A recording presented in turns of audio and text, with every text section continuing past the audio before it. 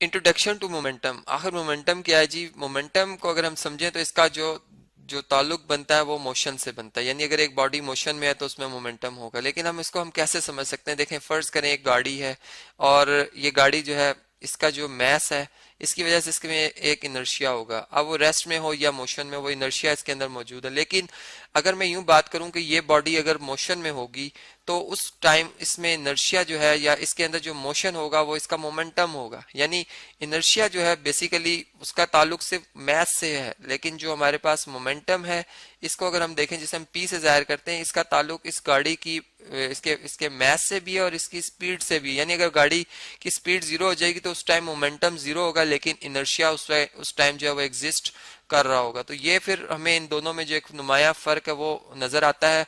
और फिर ये कि जो मोमेंटम होता है ये एक वेक्टर क्वांटिटी है, चूंकि एक जिस डायरेक्शन में एक स्ट्रेट पाथ पे गाड़ी, कार या कोई ऑब्जेक्ट मूव कर रहा होता है, ये उसी हिसाब से उसी डायरेक्शन में मोमेंटम जो है उसके अंदर मौजूद होता है। यानी हम यूं बात करते हैं कि अगर फर्ज करें कि एक हमारे पास ऑब्जेक्ट है, बल्कि दो डिफरेंट ऑब्जेक्ट्स पहले लेते हैं जी हम, और हम यूं बात करते हैं कि एक ऑब्जेक्ट का मैस दूसरे ऑब्जेक्ट के मैस से कम है। फर्ज करें ये कार है, और अब मैं एक ट्रक बनाता हूँ जी, जिसका कि मैस जो है इस कार के मैस से काफी ज्यादा है। अब ऐसा होगा कि अगर ये जो ट्रक है, ये कार या जो भी बस मूव कर रही है, अब अगर इसके मैस को देखें तो ये फर्ज करते हैं हम कि ये जी 10,000 केजी है, ठीक है।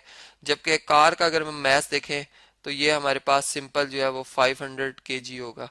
अब इस तरह से है कि अगर मैं ये देखना चाहूँ कि मोमेंटम किस में ज्यादा है, तो फर्ज करें अगर ये, चूंकि मैस डिफरेंट है, मैं कहता हूँ एक ही स्पीड से एक स्ट्रेट पाथ में ये मूव कर रही है, ये गाड़ी भी जो है वो मूव कर रही है 2 मीटर पर सेकेंड की रफ्तार से, और ये गाड़ी भी जो है वो मूव कर रही है, इसको मैं V2 कर लेता हूँ, इसको V1 कर लेते हैं, चलें जी।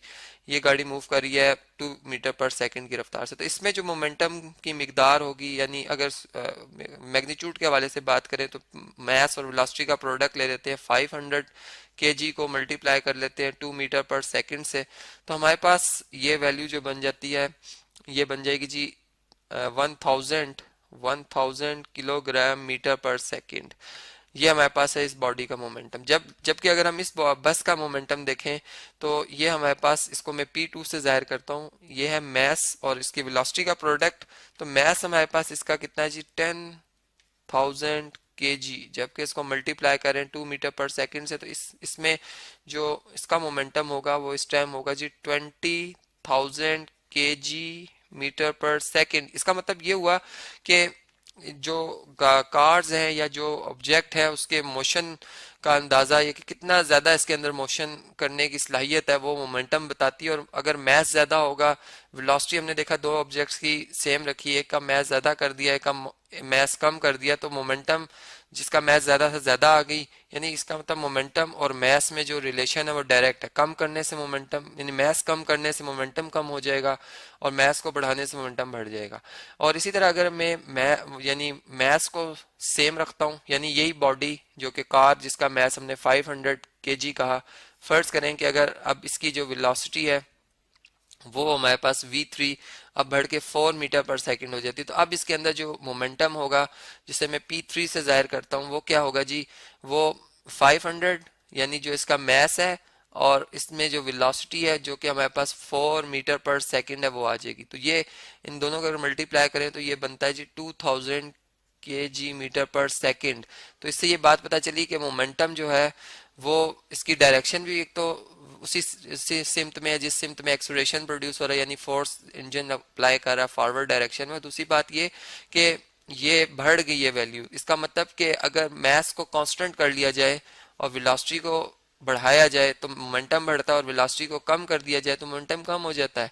तो इन दोनों में भी आपस में डायरेक्ट रिलेशन। तो इस तरह से हम कह सकते हैं कि फिर ओवरऑल अगर किसी बॉडी का मैस और वेलोसिटी की अगर बात की जाए तो उसका मोमेंटम में बहुत अमल दखल होता है। यानी अगर वेलोसिटी जीरो होगी तो उस टाइम मोमेंटम जीरो होगा। अगर वेलोसिटी बेशक मैक्सिमम हो जाए, बॉडी यानी वो ऐसी है जिसका मैस ही नहीं है, ऐसा वैसे मुमकिन नहीं है, लेकिन हम ये तभी मुमकिन हो सकता है कि एक बॉडी मौजूद ही ना हो, उसकी मौजूदगी ही ना हो, तभी ये पॉसिबल है कि मोमेंटम वहां पे क्या होगा जी, जीरो होगा। तो इस तरह से हमने देखा कि मोमेंटम और जो हमारे पास इनर्शिया, इसमें क्या डिफरेंस है और कैसे हम जो है इसको आम लाइफ में स्टडी कर सकते हैं।